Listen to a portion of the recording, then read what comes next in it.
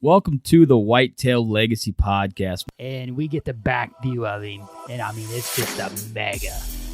52 yards is a long shot. Magnum PI, what we named him. No idea. Just a magnum. Yeah, just a magnum. Come on cam last year, we said probably 150, mid 150. Yeah. Same doe from the morning come out with that 9-pointer.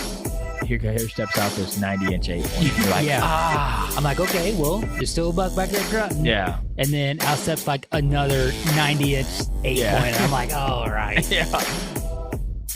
Bro. Yeah. Bro. Yeah. You're like, I'm like, deer right there. Yeah, like and he's already yards. 30 yards. Yeah.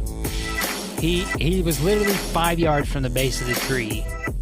Could have been, had a buck down at 1:40 in the afternoon, back there deep on public. 3 does come out pretty early. It was like 245, 24-yard shot, sent the combat veteran, and I tell you what, man, dude, it just smoked. We always get so jacked up when the other person kills. It's just almost like we got it done. Yeah. And when you killed that doe, I was like, hell yeah, man. And we come down here to Missouri. I asked Comey one more time. I'm like, is it a good buck? And he goes, yeah, real good, solid buck. I'm like, all right, boom. And the deer just drops. Sure. Super special to me. Whitetail Legacy Podcast, bringing you back to the hunt and leaving a legacy. Baller Rut. This is the Whitetail Legacy Podcast, one of the mediocrest podcasts whitetails in the world. Coming at you with an absolute awesome episode this week. It is pretty cool. Yeah, Brook Martin from Iowa. This guy's got it going on way more hardcore than what we got going. I tell you that right now. Guy moves from one state to another to chase whitetails and crushes an absolute giant. It's just not like next door either. Like he moved 14 hours. Yeah, so we don't want to give too much of the episode away, but you guys are gonna have to get through the intro and listen to the episode. But this is a good one. This is a hot off the press whitetail episode. All right, let's get into the people that make this possible. We got the VIP. You got the VIP this week? Yeah, so VIP is offering both heads in the 175 grain weight. That would be the original 2-blade veteran broadhead and the 4-blade combat veteran. So if you're looking to up your FOC, they're offering both the 2-blade and the 4-blade. So following that up, we'll get right into the VIP shout-out. This shout-out is coming from our Twitter feed. The guys over at Vets for Hunting and Fishing. So that'd be Vets for Hunting Fishing. They're on a mission to fight back against veteran suicide as well as depression and loneliness that gets vets through after separating from the armed forces. When separating, a lot of depression stems from the lack of camaraderie a vet loses when separating and or traumatic experiences while sacrificing for our great nation, and the freedom that we all enjoy because of those sacrifices. We are looking at gaining sponsors to help find trips or products to raffle and raise money, or to get more vets on hunts or fishing trips of a lifetime. All donations are tax deductible and will only be used directly for Vets for Hunting and Fishing. Donations will also be used to cover counseling services during trips, land fees, tag fees, license, travel, equipment, camping, and expenses, etc., etc. You will be represented by America's finest veterans. And please check these guys out on Facebook, Instagram, and Twitter for more information, or if you are able to help them out with a place to hunt or a donation, anything of that sort. They're just like they said, that everything goes to a tax write-off. Yeah, another great company out there helping vets. Anything they can do to prevent that number from rising, suicide number from rising, and get these guys back in camaraderie and making some friendships. We've heard a lot of compelling stories from groups that do this. It's pretty awesome. So any way that we can give a shout out to help companies like this trying to help vets, we love doing. So we appreciate you guys doing this for veterans, and I know it's probably a struggle to get donations and to organize all this stuff, but props to you for doing it. Let's get into ECW calls. ECW calls can make any repairs to a glass slate call. So even if you have something that's not ECW call and it's a glass slate call, they can make a repair for it at a very reasonable price. I actually had to have him make a repair for me last year. Shout out Matt and Cindy. They actually made it for me. But I had fallen crossing the creek trying to move on a gobbler and cracked my glass call. And he had it done, in a couple days and had me a new one ready to go. So if you break one during season and you're close to Elmwood, drive through there, and he'd have one in a matter of minutes to get back together, and you could get back out in the woods the next day and start chasing them. Ingram's Outdoor Obsession. Are you for sure gonna get a full body? Everyone's full body turkey, 100%. For this Grand Slam that I'm attempting to do. Yeah. Yeah. Everyone's gonna be full body. Different pose. How many different poses is there for turkeys? So the kind of the guideline I'm going off of is they have 4 different poses, but I feel like until I'm kind of 100% sure that I'm gonna get them all done, you know what I mean? You're gonna pick the ones you like first. I feel like the Osceola, if I get it, because it's gonna be the last one I do, like it's gonna have to just be like slim body straight goblin because it's gonna be the last one. You know what I mean? Obviously the Eastern's the biggest, so I kind of like it. Maybe strutting. Full strut. Maybe 1/2 strut. I would say the Miriam's obviously the prettiest, so I'd like it full strut Full too. fanned. So you can do whatever you want. I know. Maybe I just have all 4 of them full strut. I don't know. Ingram can do whatever you want to. Just turn their heads or something. Right. Left-handed turkeys. Yeah, left-handed turkey head. But yeah, Ingram's Outdoor Obsession, when I was up there, he was putting pig hair on turkey heads. So guys getting really detailed on his work. His I need to shoot a heads pig. were looking real. So yeah, that'd be sweet. All right, Exodus trail cams. This is the time of year when a lot of people aren't thinking about trail cams, but this is the time of year that I like to take a little bit of that money, maybe that I have extra, and start thinking about buying a couple extra ones. You know what I mean? Yeah. And in the past, I've loved those real cheap cams that you can get a bunch and cover a bunch of ground. But the more we talk, it's like if you want something to be solid, you go for an Exodus. So I'm all good for you going and buying some cheap cams. But if you want somewhere to be 100% solid, gonna take pictures without a doubt, spend some money on a quality camera that you can get some good pictures off of, because having a blurry nighttime picture to a perfect nighttime picture it's worth it. I feel like when you want to buy a cheap trail cam, it's like, in the season and you're like, oh, I got to get a cam here. But if you, just like you said, if you take the time now to stock up and buy 3-4 cams, throughout the springtime, you're going to have that cam to get into the spot that you need it, and you're going to get really good pictures. Yeah, you're going to get really good pictures or really good video that you're going to be like, damn, this is solid, especially if you're trying to grow history with deer and stuff. Just to have really solid pictures means so much to help tell the story and just keep that memory for you. And Exodus can nail that for you, dude. They can give you the best picture quality, best video quality out there, in my opinion. It just absolutely crushes the game. So whether you're buying an Exodus or whatever brand you're buying, I suggest that you have a few nice cams that can get the deal. And then if you want to run the $20 Tascos, out there because you want to cover more ground, great. But you need to have some in those solid spots, because there's nothing worse than walking up and having those Tascos not work. You know what I mean? It's just super frustrating, absolutely devastating. You leave it set for a month and then you got nothing for a month, Right.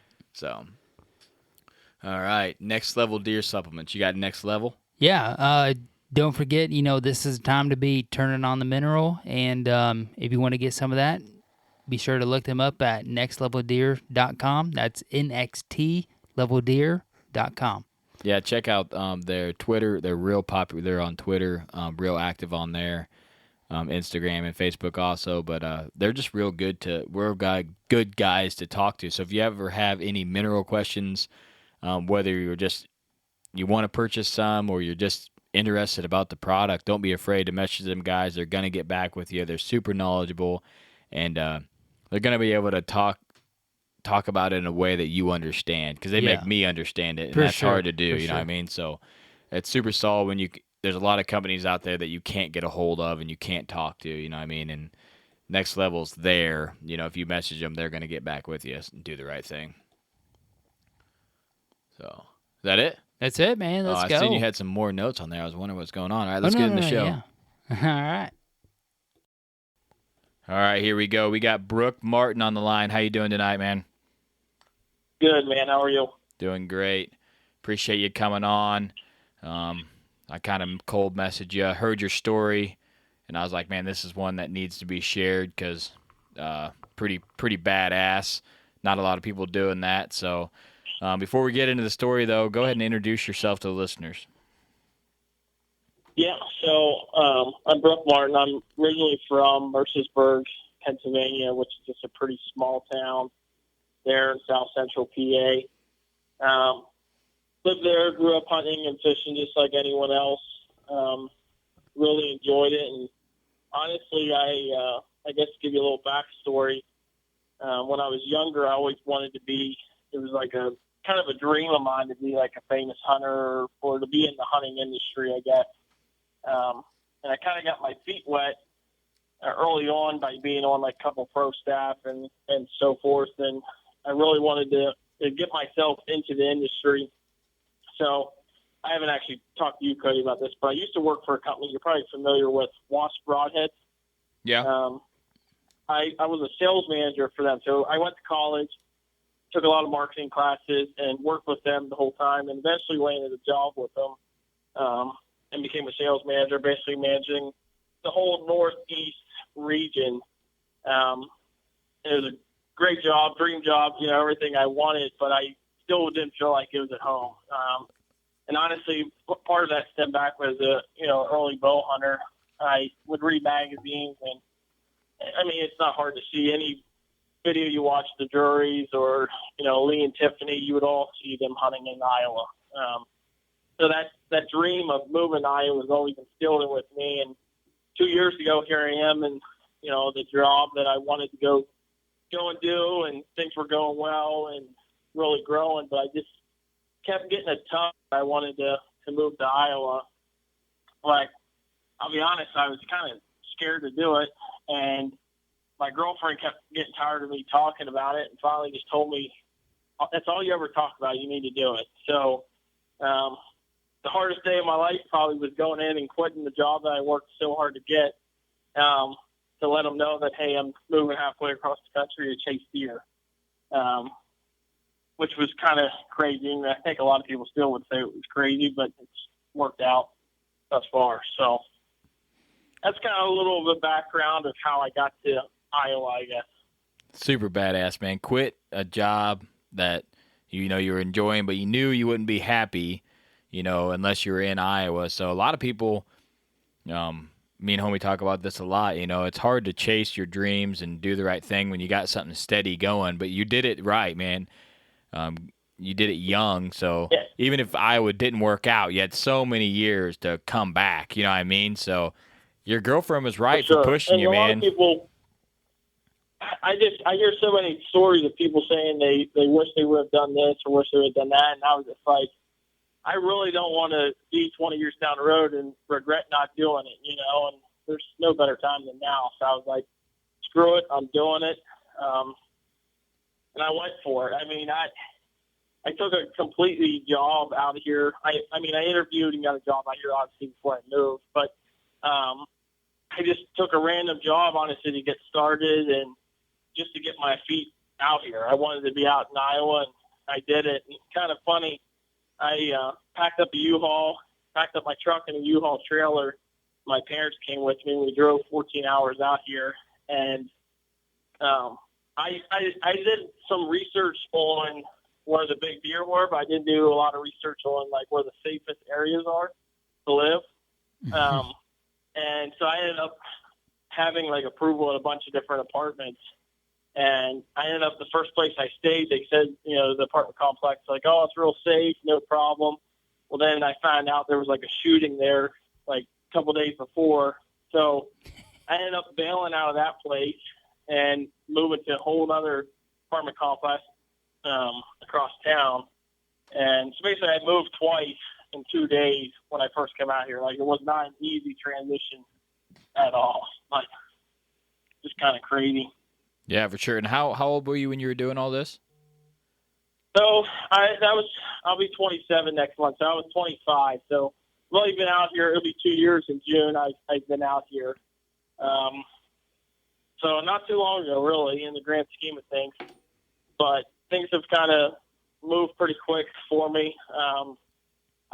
My girlfriend and I bought a house with 6 acres here.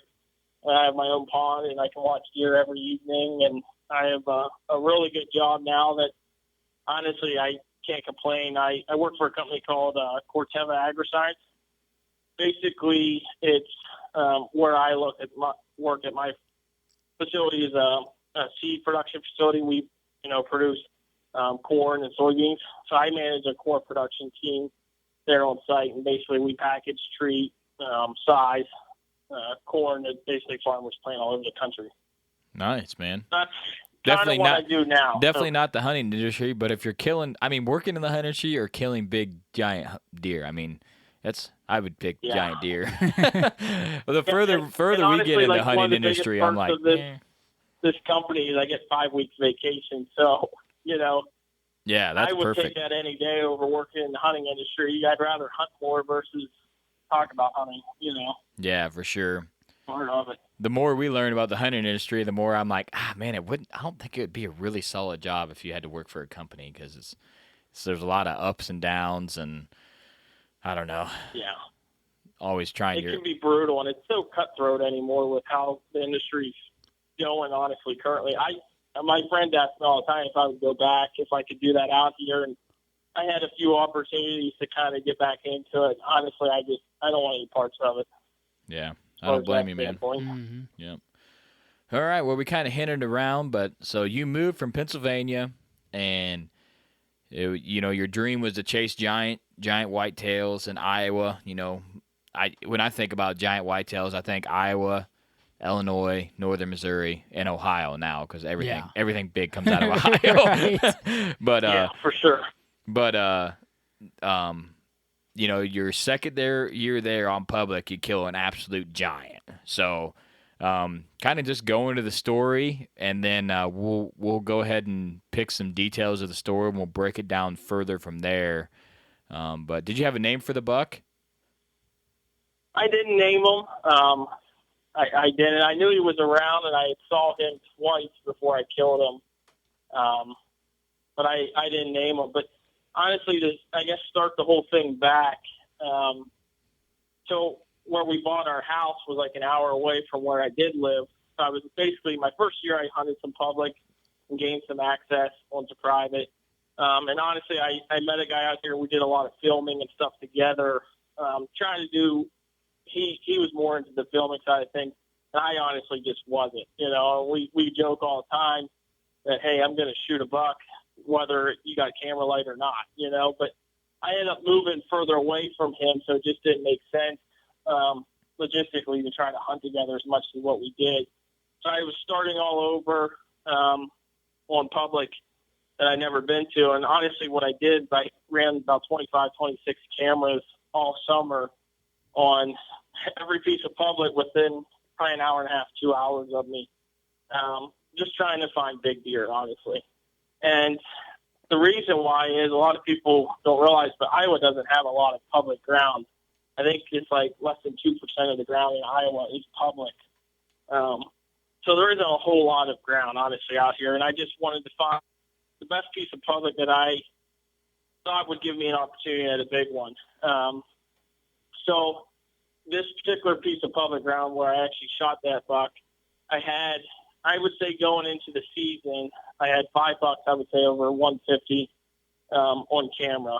And he was not one of them, actually. So he did not spend his summer there. And honestly, I'm not sure where he came from originally. I don't know where he spent his summer. But so basically my approach to public land, obviously, is find where the big deer are and then figure out how to kill them is kind of my approach.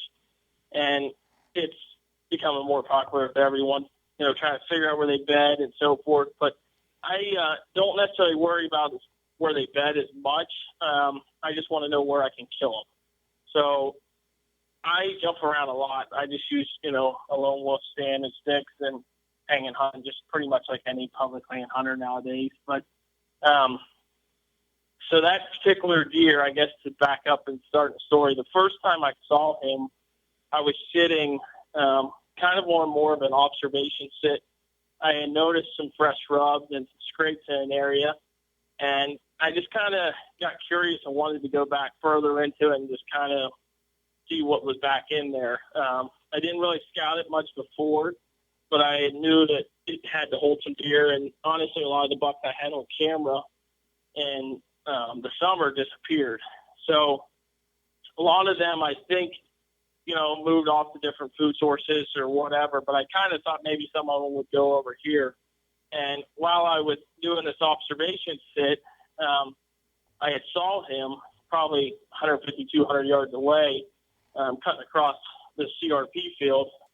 And I'd run into him a couple of times and could not get him to. He stopped and turned and looked one time, but he would not commit. And I was like, dang, that's a good deer, but how am I going to kill him, So I guess that was the first sighting.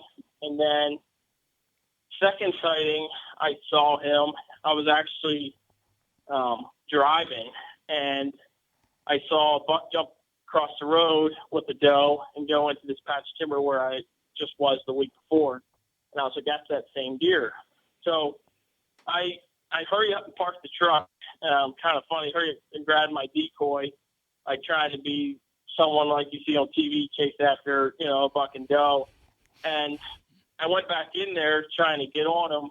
And honestly, I wasn't quick enough to where to cut them off where they were going. And I sat there for a couple hours and just wasn't going to work. So then I was like, okay, I got to get a game plan on how to kill this deer. I figured out roughly where he's at. And this is all happening in, a week and a half time frame. So basically what I did was I went into that spot and I carried my lone wolf and my sticks to try to hunt in there. But when I went in, there was already deer there. This was like the following week. And I tried to find a setup, but honestly, I was covered up in deer. I kind of got in there a little bit later. So I just stayed on the ground that evening, and I had a couple of does walk by, a couple smaller bucks, and I almost shot a smaller deer. It wasn't him, but he was probably 150 class, knife one to come in. I almost shot him, but he winded me, and I was like, okay, these deer are going through here pretty good. This is definitely the spot. It was just kind of evident, kind of a pinch spot where if they're going to be running that area at all, they got to kind of go through that gap. I knew it was just a matter of time with the right wind. If I got back in there, I'd probably catch up to him. So I was sicker than a dog there for like a week or so, and I had a 3-day weekend coming up. And that Saturday morning, I went hunting, got up early, went out there and hung my stand. And I remember hanging my stand and climbing back down to put my backpack and my bow on the rope to go back up. And I was just, man, I don't feel good. I thought about just going home and calling it quits for the whole day. And I was like, I'm not doing that. It's, here we are, middle of November. I'm seeing bucks every time I'm going out. Like, why would I do that? So I hunted that morning, a different section of that public, and I had called in probably like 130 class 8-pointer, let him walk. And I was like, all right, that's fine. That's not the kind of class of deer I came out here to shoot. No big deal. I was like, still trying to talk myself into leaving. And I was like, no, I'm not going to. I was like, all right, the wind's good. I'm going to go back in and hunt that spot where I've been wanting to go. I wanted to go in there bad, but I wouldn't go in there without the right wind. And I knew that buck had to still be in there. I mean, it was honestly within a week and a half. So I went in there sick, and I ended up hanging 3 sets until I was finally happy on the third set. The first 2, I just didn't think it gave me enough opportunities, and since I'm more public, you can't really cut lanes. So I was very limited in the first 2 sets, and I remember the third time I hung a set, and I was like, all right, this is what it's going to have to be. I'm just going to have to make it work. I have all weekend. I have Sunday and Monday, and I think that following day was a good win. So I was kind of planning on just leaving my stand there and hunting it until I could get a shot at him, honestly. But so anyhow, as I'm hanging that third set, there was a button buck that kept coming in, and he would see me, and when he would come in, I would just not move. He'd turn around and walk back.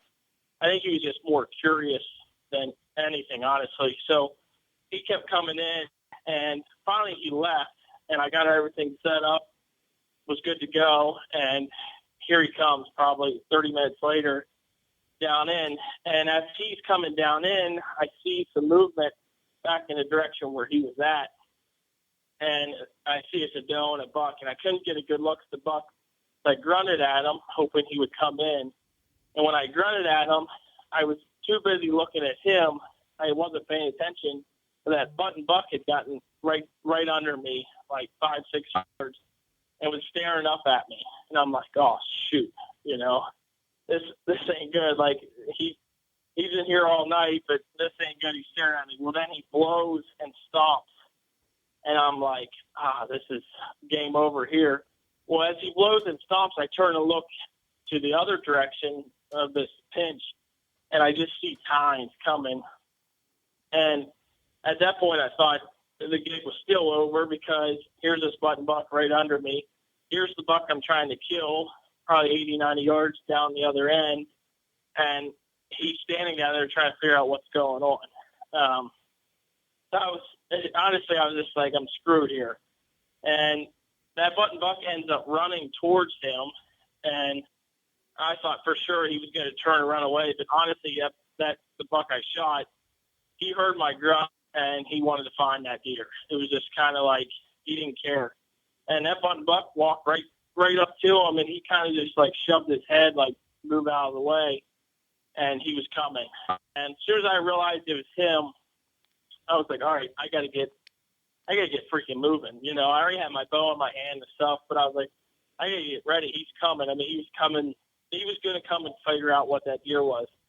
And I drew back on him. He was about 30 yards, and I thought I would probably shoot him at that, stop him right there at 30 and shoot him. And by the time I drew back, it wasn't a couple seconds later, he was at the base of my tree at 5 yards. And so it happened so quick, and he's at the base of my tree, and here I am full draw, and Matt stop him, and he just looked straight up like he knew he messed up, like something he's done, And I'll never forget just the way he looked up with his eyes, like, oh shit, and I just put it right down through him, through the shoulder, right down into him, and he spun and turned to run the other way, and he went about 30, 35 yards and fell right over. I just shoved it right down through that shoulder into his heart. Honestly, it's just kind of a crazy deal, and I knew he was big, but I didn't realize how big he was. Because once I finally saw his tines, this was the closest I'd been to him. I was like, holy cow, don't look at his antlers anymore. Like, just, you got to shoot him. You got to put him down. So I don't know a lot of people out here in Iowa. I do know enough, but I was about 3/4 of a mile back in. And I don't know. I grew up, like, Pennsylvania's very, it's hard to find big deer in Pennsylvania, and it's hard to find deer that everyone doesn't know about. And you kind of become this very secretive hunting person because of Pennsylvania. So, like, I knew people I could probably text to go come out and help me, but the whole time I'm like, I don't know if I know anyone that I trust enough that isn't going to go tell everyone where I shot this deer, So my poor girlfriend, I have her drop out and meet me, and I walked up to him, but I didn't touch him because I was like, I'm not going to touch him until she's here. And I went back to the truck and grabbed the deer cart, and we went back in, and about 3.5 hours later, we finally come back out, and it was just a struggle, being sick on top of, carrying my tree stand and sticks and everything out. It was a night I'll never forget, but I'd do it again in a heartbeat, honestly. But so that's kind of the story summed up. I don't know if you want more details or not, but no, that was awesome, man. That was a badass. I'm ready to story. go shoot a deer. Yeah. Me and homie always talking like, man, if we do end up killing something, we're gonna have to take all our stand and sticks to the truck first. It's gonna be multiple trips. All the camera gear besides the main camera, and then come back and get it. Because it's just, I couldn't imagine trying to drag the buck plus stand and sticks, your bow. Well, and then you're gonna be holding the camera, so you're gonna be like half a guy instead of a full strength guy. You know what I mean? And my poor girlfriend's she's not that big of a woman, so what I ended up doing is strapping everything to my deer cart, and she just carried my bow out, and I just honestly short spurts, and that was it. It was just working and going, and once you get to the truck, you think you got it, but you still got to get them on the truck. Yeah, you're like, oh, there's a truck, I can see it. Yeah, I remember, so I shoved the deer cart up against the tailgate, and I unbuckled him and held his antlers, and I bent over and then pulled up, and she's shoving as much as she can underneath. It was a struggle, to say the least, but it was fun, a good memory for both of us. And yeah, it's pretty awesome that you got to share it together. I don't know if my wife would be like, oh yeah, I'll be out there to help you drag this deer out. Yeah, she didn't complain, but I don't know that she was definitely all about it. I know she didn't wear the right shoes. She had some, because she had been shopping or something. She had some, I don't know what you call them. Flats. Like the boots. I call them fancy boots. And they got blood all over them. And I remember she said, you're going to have to buy me another pair of boots. At that point, you're like, I'll buy you 3 pair. I don't even, I'll buy you 3 pair of boots. I don't care at all. But. Yeah. But it was a good time. And honestly,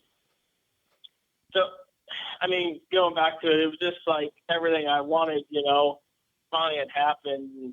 Just, there's a lot of things. The biggest thing I would say that helps me get on deer in public is I scout a lot. Besides running cameras are good because they tell you what's there, but scout, I feel like, is the most important thing no matter what. And sometimes I blind scout an area, like just randomly go in an area just to see out on a limb. It might not even make sense to be there, but you never know what you're going to find. Are you doing most of that scouting in season, out of season, or both? So shed season last year, I struggled to find sheds. And I shed hunt, but mostly it's an excuse just to see what signs left over. So I do a lot of walking right now. Every day I'm off, pretty much I'm walking all day, just different public areas, just kind of learn the land a little bit more, see what I see. Because you never know. Every year can be different. Not everyone's gonna find that spot where you can kill a deer every year. I mean, this particular spot, it's, as far as a funnel and a pinch, it's perfect for it. And I'm sure you could kill a pretty good deer in there every year, but I still like to have options. When that wind isn't right, you can't go in there and hunt. I want to have somewhere else that I feel pretty confident going in. But a lot of people would say this is crazy, but I do a lot of, through October, instead of burning up the spots I plan on hunting in November, I do a lot of scouting in new areas just on the ground. Just take my bow and just kind of sneak in. And honestly, a lot of people say it's stupid, and maybe it is, but at the end of the day, I've almost shot a couple of deer doing it, and you find areas that you end up going in November and killing deer on. So it kind of works, I think. Yeah, I think it works, man. Every time we go in, if we access a different direction, we're always scouting. Even if it's night, we're like shining trees, looking for scrapes with flashlights and stuff on the way out, just to try to see if something's changing. There's hot sign here, or but I do most of mine off season. I think that's something that people miss out on so much. People are deer hunting really into deer hunting from August to January, and then they forget about it for a while, and they maybe shed hunt a little bit, but they're, that February, March is so critical to be able to find a spot to kill the next year. I feel like a lot of people miss the boat on that. So I agree with you 100%. I was out yesterday on a totally new piece of public. It's really not that big of a piece. And the amount of scrapes and rubs I found, I was like, if no one killed this deer, I'm going to come back in here next year and try to, because it was just unreal for, just this one main ridge. But I don't know. I agree with you 100%. Off-season scouting is so important, especially before it greens up. I mean, you're limited here in the next 2 to 3 weeks. You're not going to be able to see a lot of the stuff that was there. It's not fresh anymore. It's old. It's hard to see. Yeah, it's way easier to see a fresh rub than an old rub that's been there. You can see a fresh rub from 200 yards away. You're like, oh, yep, something's been rubbing on that tree. Yep. Or a big old ground scrapes, the leaves land in it, and then the grass starts growing back over again, and you just lose all that sign. And then I've had it where the sign's there consistently, and then I've had it where the sign is bouncy. But one thing I like to do is we're not huge on scouting in season. It's just not something that we do. We might go, we scout on the way in and out, but we don't walk areas unless we're pulling cams, which we rarely do that now in season. But I like to think about what potentially that area might be, and then late season I verify. Yeah. So homie and I was like, that's a bedding area. And then homie was like, that's a bedding area. I'm like, yep, that's probably the bedding area. Went in there, definitely the bedding area. But in the tree, we were both like, man, we probably should get down and move in there. And then we talk it out. Homie's like, man, if we get in there, we're not going to have a tree, and it looks so thick. There's very little tree selection. And I'm like, yeah, you're probably right. You know what I mean? And then we went in there. There's like 2 trees we could have hung a stand in. And you can shoot 10 yards. And you can shoot 10 yards. You know what I mean? So homie was right. But I feel like if we would have went in there, I think we would have busted everything out. Yeah. That at least a couple days. Yeah. But then we would have known then. And if it wouldn't have been a bedding area, we'd have been sitting there like wasting our time. You know what I mean? So it's good when you're right to not scout. But if you're wrong, it can hurt you big time. Yeah, and my approach, so I tend to when I do have some private ground out here that I've got just from knocking on doors, and I don't go in and burn them places up, as far as scouting them. But the public, it's like, man, there's tons of other people out there, and that's kind of why I'm just like, it ain't no different than anyone else doing it, So that's the only reason why I do it and don't care as much, just because if I do go in and blow a deer out, I probably can go somewhere else and find another deer or come in from a different direction. But like on the private spots, I agree with you 100%. I revisit it, late season and then, clarifying everything that I thought maybe. That's a good point though, man, because if you're not scouting it on public, someone else probably is anyways. With the way the public's popular, packing hunting's popular, scouting season's huge. So I agree with that. That if you're not scouting it, someone else probably do. And I say it every year. We just need to get a little bit more pushy on public. You know what I mean? A little bit more risky. Right. We know the spots we don't want to go, but there's like you said, there's so many other pieces that we could just take off on, and we hunted the fringes like all. I was going to say, season. And where the money is, the deer aren't there in October. I used to cringe every time I'd blow a doe or something like that. But the nice thing about public is, even though there isn't a lot of it out here, there is enough options that if you go in and blow a deer out, you can go somewhere else. And honestly, what's to say someone else wasn't in there that morning and blew out the spot already, Yeah. And what I found is, so even though they don't allow a lot of non-residents to hunt in Iowa, a lot of the non-residents that do draw a tag do hunt a lot of the public. And this particular piece, it was crazy because I had it to myself the whole October until the last week. And next thing you know, there's guys from Michigan, Pennsylvania, Wisconsin, all of them showing up. And it's like, okay, all those guys are definitely scouting right now before they hunt, or at least doing some sort of, checking something out. So I'm like, I got to be on my A game and try to figure out everything that was good in the last couple of weeks has definitely changed, For sure.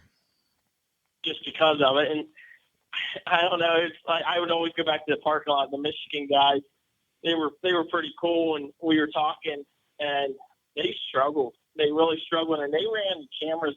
They were driving the whole way down here all summer running cameras, and had already pre-hung all their stands in areas that they thought were going to be good. And I felt bad for them because they waited 4 or 5 years to get the tag, and they weren't on gear, and it's just part of it though. But that's one benefit I'd say, like out of state hunts, like you go to now, some other state, like you've got to do a lot of scouting up front, or else you're just going to spend your whole trip, wishing and wondering where they are. At least that's my thought. Yeah, you're just waiting on getting lucky instead of trying to go find the deer. A lot of times. Yeah, and like me personally, like I'll aerial scout a property, but I really struggle to, other than finding like pinch and stuff, really struggle to really key in on an area and say that's where I'm going to kill one, because obviously you can't, boots on the ground just trumps everything. I mean, you got to be able to see what tree you can, like you said, you got to find the tree you can, climb up in, and is there any shooting lanes there I got, and just so many other factors. Yeah, I mean, we went to a tree this year that we had, scouted on a map, and then went back and checked it one time before season. We're like, it's good. And then it was in 3 foot of water. You know what I mean? So shit can change fast. You got to be able to make another plan, but I still think we need to be there. I got to you guys do a lot of hanging hunts, or do you? Yeah, we do. We do a lot of hanging hunts. Our private is probably 70% pre-hung stands, 30% hanging hunts. Maybe half and half. I don't know, because you killed your buck on a hanging hunt. Yeah. 2 in shotgun hanging hunts. Probably 70-30. Yeah, probably 70-30. But public is literally it's all hanging. It's all hanging hunt. Yeah. And, I don't like leaving a stand because they have a. I don't know if you guys are in Illinois, right? Yeah.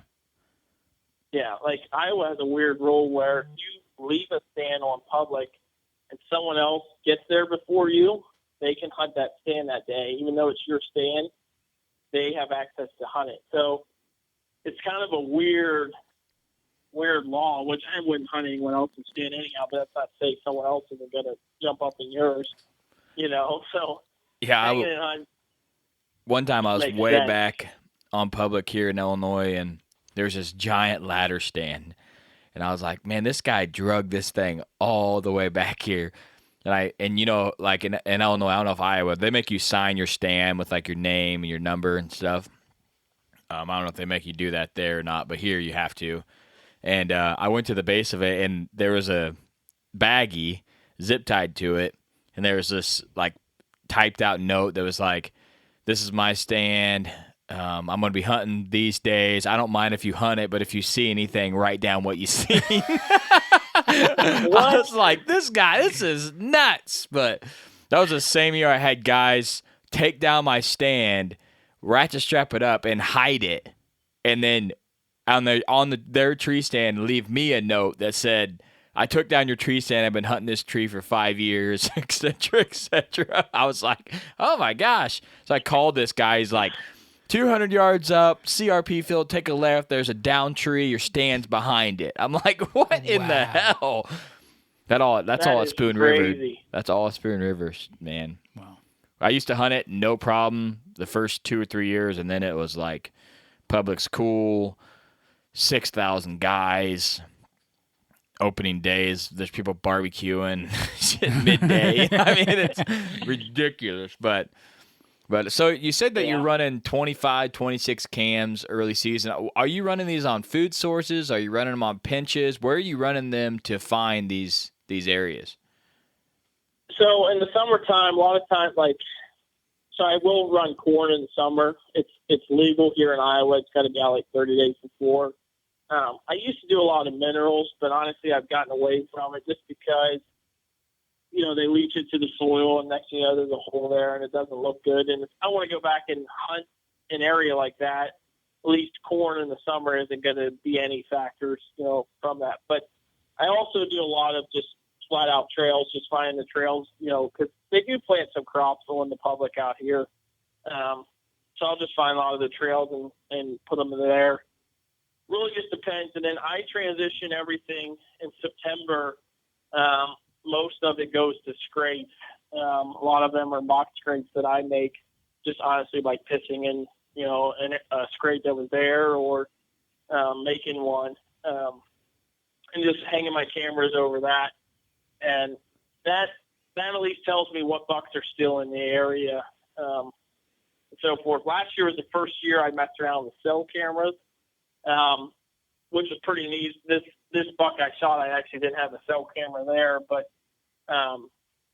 the one spot where I had on a mock scrape, there was an older guy that would hunt, and he would walk by my cell camera, so I knew when he was hunting. But for whatever, I don't know if he was scared of the dark or what, he'd come out like 30 minutes, 40 minutes before daylight, or before it got dark, and he would do hanging hunts too, but he would carry everything out like 30, 40 minutes before. It was like prime time, and this guy's bailing out every time. But so yeah, I'd say a lot of it is food source. What I do a lot of is drive around and just see what, because bucks will use CRP. There is a lot of browse in the CRP and stuff in the summertime, and just kind of velvet scout. If I see, a couple of deer coming out of a corner in a field, then I'll run back and put a camera there the next day. Or sometimes I even will go in after it's dark. I feel like bumping them in the dark isn't as bad as them actually seeing you. So I've even done that where I run back in after it's dark with a flashlight and hang a camera on the corner. I was having this conversation with a guy a couple days ago at work. What do you think about, do you think deer are spooked by flashlights? I want to ask Homie too. I don't think they are. Because I've shined bucks right in the face and walked past them. And they look at it. I don't think they are either. I don't think, every time I've spooked a buck, they have just ran, in the daylight. But at nighttime, they look, take a couple steps, look, take a couple of steps, look. I'm like, they have no fucking clue who I am. You know what I mean? So this guy was I think as long as they can't smell you, you're good. Yeah. So I feel like going in the night might be a game changer tip, man. Yeah, and just to kind of answer that from my perspective is you see a buck on cam, he's doing the head bob, he's up and down, he's side to side checking out, your LED on there and trying to figure out what it is. And I personally use a red flashlight 90% of the time. Yeah. You think red or green plays a factor? I know coyotes, it supposedly is. Well. You use red as well? I use white. I would say this year I did have to use white. It's really hard to get a super bright red light. I haven't found a red light that's just incredibly bright. So my handheld flashlight is the same brand as our headlamps, and it does a red, and I'd use that on 2 to 3 years before. But this year, going back there to where we were, you have to have a white light because red you just can't see everything, and it's so dangerous going back there.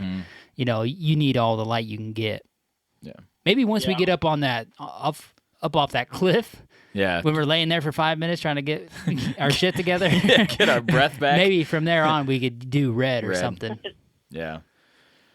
No, to your point though, there isn't really that many good flashlights that are red.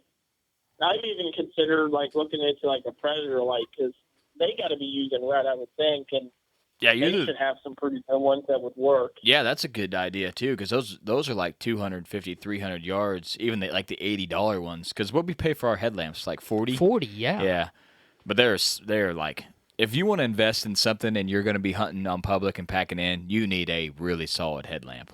We never said that on this podcast. That's something you need to invest in that a lot of people don't talk about. Is just a really solid light, because you're going to be doing so much stuff in the dark that's dangerous. Hanging stands, walking down, cliffs with a stand on your back and sticks and a lot of weight to throw you off balance. And you need a good light to make sure your feet got good grips, and hanging a stand in the dark. Once you do it the first 5 times, it's brutal. You know what I mean? But once you get going, you're like, oh, it's a little easier, Yeah, so 3-4 years ago, I got a handheld flashlight that I was just talking about. It's Police Security brand. Yeah. And then this past year, I went to local hardware store, got the headlamp that is Police Security. I knew it was going to be a good headlamp. Yeah, you bought it, and I was like, sure I'm as going shit, to buy one. Yeah. Yeah, I mean, I was like, how much this was is it? He's like unbelievable. $40. I'm like, Jesus. Yeah. What, they get a loan for a headlamp, bro? But I mean, it's kick ass. Yeah, like, it I is, mean, yeah. But And back to what you were saying about like the first couple of times you do a hang and hunt in the dark. Once you figure out, like I have a system that I do, and I don't know, I think it works pretty good, but everyone probably has their own system. But once you figure out a system that works, like just run with it, you know? That's what we always did, but me and homie are really big on one person not outworking the other. So we're like, if one guy carries the camera gear, the other guy hangs the stand. sticks. He hangs the sticks, so he's hanging the sticks. The hunter always hangs the stand because Yeah. I mean he's hunting. Yeah, You know what I mean? the Like, hunter always hangs. you get the fun part, so you're gonna do the Yeah, so we're always flipping back and forth because we're switching hunting, you know. So one day we're doing it homie style, one day we're doing it my style. So we just need to both get a style, and that's what we struggled at first, like because you're up in the tree, and now you're depending on the ground guy, which is nice to have a ground guy. It moves stuff a lot Yeah. faster, but you know, being able to switch back and forth is going to be. We're a lot better at it now. Oh, It just yeah. takes time. Yeah. That's like And we said. honestly, just If not you getting frustrated, and every tree is different. That's the difficult, side of it. Yeah, that is for sure, I was and gonna say, that's the hardest part. Yeah, man. I was gonna say I think that's the biggest part is just knowing the tree because I felt like once we went over to hunt West Side, like the third time, it's just bing bang boom. Yeah, you know it. We're in there. We're in there. We did that one time, 8 minutes. 8 minutes, yeah. So I mean, Yeah, we were up the tree, set up with setting camera gear up in 8 minutes. You know what I mean? That's pretty solid for two That's stands, quick. two guys, But that was the third time we hunted that tree. Yeah. We knew exactly what we were gonna do, and then boom, we were up, and we were like, dang, that was quick, you know what I mean? But we seen a couple does. No matter how quick you Yeah. are, deer still don't come, but yeah, that What tree stands are you guys running? we run lone wolves now. I think I'm gonna switch as long as the hawk stand does come out, because I know it's supposed to come out, but as long as the new hawk stand comes out, I think I'm gonna switch to it. But I've run lone wolf the last 3 years, and homie bought a brand new set last year, and they're solid, man. It's really hard to not. I can't say anything bad about them, really. I mean, Yeah. super solid. I just want to see if there's anything better. A little bit lighter weight. I'm going to run smaller sticks with 8ers. I'm going to switch it up a little bit and see. I might not like it. I might go back. You know what I mean? But if I go back, I'll just use homie sticks. You know what I mean? Like, the sticks is my big, long sticks to short sticks with 8ers. Like, I'm going to be carrying one more stick, but I'm also going to be losing 4 pounds, and they're going to be easier to hang. if you were gonna say shorter. 4 ounces, I was gonna throw this beer at you. Yeah, no. I mean, it's not huge. It's just the stand is substantially lighter. So that's what I'm gonna go to, and homie's gonna be rocking the lone wolf, I'm assuming. So, but yeah, I still have mine. I might be doing a little trade with it. I don't know. Might be doing a little trading with our taxidermist for the stand. You never know what I might get into, man. But Wheeling and dealing all the time. yeah, I mean, I got money to spend on hunting stuff, but if you can trade stuff, it's just so much better. You know what I mean? You're just like, yeah, I got this for sure. a deal is always good. You know what I mean? I usually always don't win out on the trade, but I traded a 4-wheeler last year for a complete bow setup, and it was definitely a win. Yeah, I always go Oh up my on God. trades. I don't trade unless I go up. I got so many tree stands because I got out of goose hunting, dude. You don't even understand. Yeah. My garage is loaded. They're like, oh yeah, I need that goose call. I'm like, got any tree stands? They're like, oh yeah. I'm like, all right. Do you need some decoys? How many tree stands you got, man? So you can't goose hunt and deer hunt at the same time. You can't do it. If No. you're into one, you can't. It's hard to do both because they're just. The goose hunters just destroy our faces for deer season. Oh. They ruin everything for Yeah, us. I say it's not a really good relationship. So a lot of our private gets shut down to goose hunters, and then there's pieces that we can't lease that we could be able to lease if there wasn't goose hunters on it. And, it's brutal crazy. out there. Yeah. And I didn't realize how into it, waterfowl goose hunters are. Like, that's something I never even experienced, but they're serious. Oh it's yeah, they're definitely a dead. serious deal. I've been multiple times, and it's a completely different style hunting. It's really fun.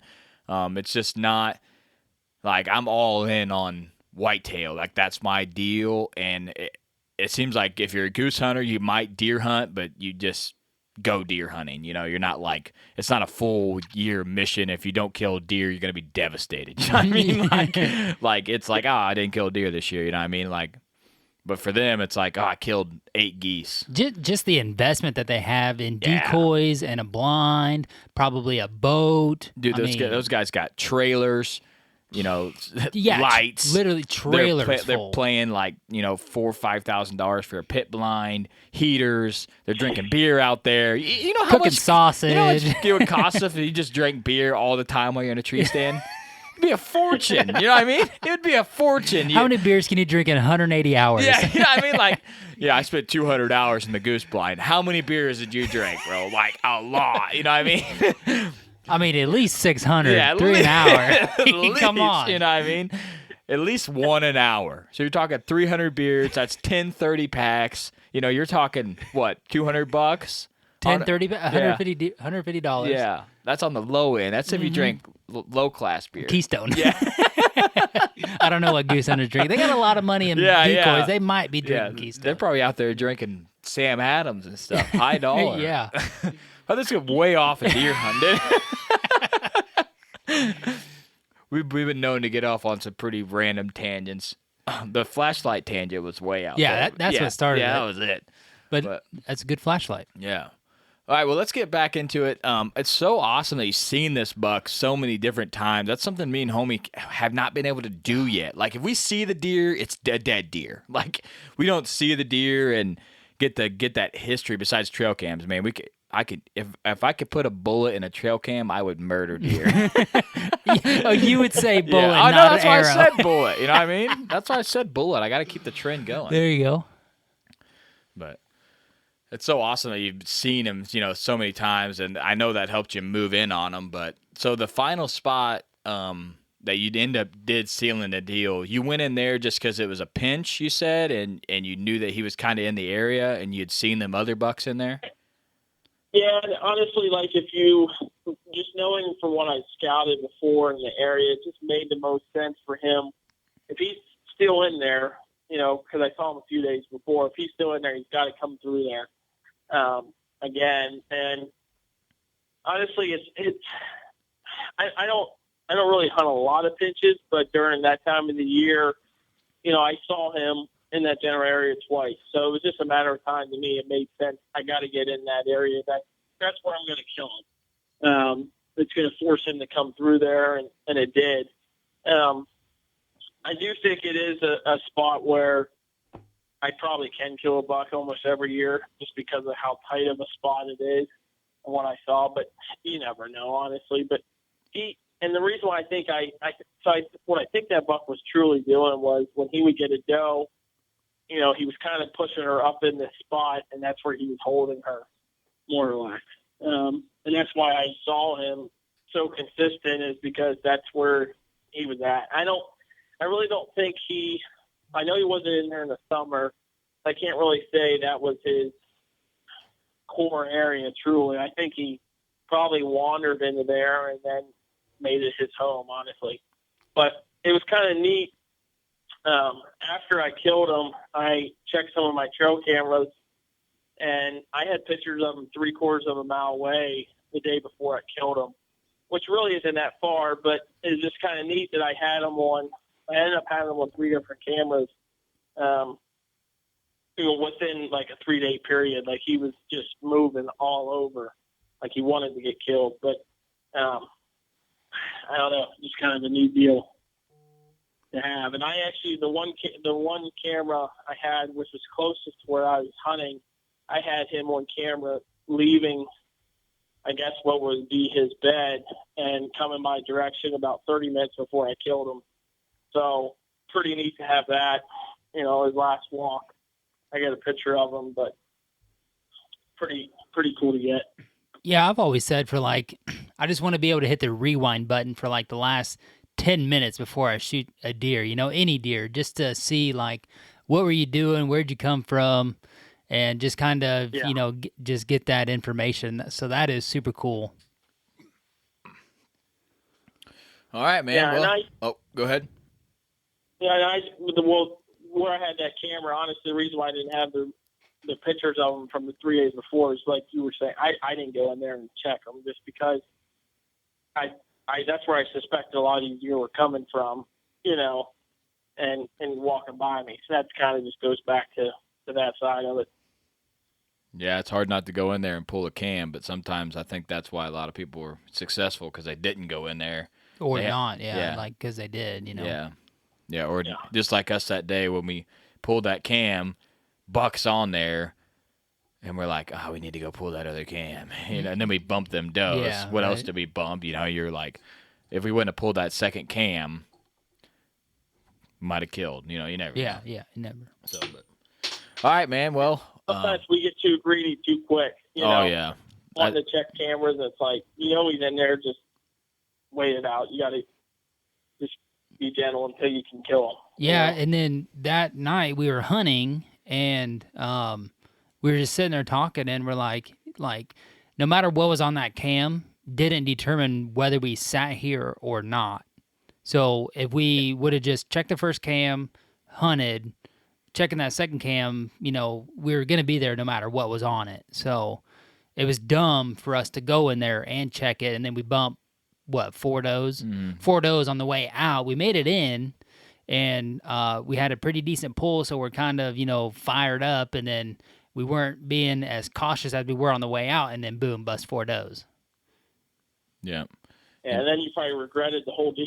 Oh, yeah, exactly. Yeah, then we're just kicking ourselves once we got out to the edge. We were just like, dumb. That was dumb. Good lesson learned, but every year you feel like every year whitetails just make me feel dumb as hell. Like, God, I'm the worst hunter Let's be ever. honest, it's addicting. Yeah. It's just addicting to get more pictures of the deer that you're chasing. Oh, it is. You're just like, what is this deer doing? Just let me know what you're doing. You know what I mean? That's the whole thing. Yeah. Like, if you couldn't put the pieces together, like, I would hunt before trail cams, but I don't think it would be as fun. Just you wouldn't know what's out there. You'd just be going. That would be exciting. But, like, just the story that you have, like, oh, this, I got him here last year, same time, or whatever. But yeah, it's just part of the whole experience, honestly. And that's what makes it more like a year-round thing anymore. Yeah, that's sure. Like we say, 12-month commitment to kill a deer for us. You know what I mean? For sure. We're not skilled enough to go out there. Guy was like, "Man, you've been doing pretty good." I'm like, "Dude, I am so bad. Until I can go out there and kill, like, this is how I'm gonna kill them, and that's how it happens. I'm garbage." That's just somebody seeing all the highs that you Yeah, had. They didn't see don't all see the all lows. the lows. You know what I mean? Where I'm in my third tree of the night because I can't get the damn stand in. Or when we hung that stand on public ground on that bean field. Yeah. Oh my God, that's the worst. I don't even know. You know how loud we were? Oh yeah, Stupid loud. Didn't see anything. Imagine No. that. All right, man. Well, I appreciate you coming on and talking some deer with us. This is a great episode. Like I said, moving and then killing a giant on public in 2 years and having some history with him and seeing him and getting it done. Props to you, dude, for doing that. That's super badass. I appreciate that. I really do. And honestly, I get told all the time how lucky I am to do this, but honestly, anyone can do what I did. It's just a matter of doing it, putting effort into it and getting after it. That's all it is. We don't get much more epic than that.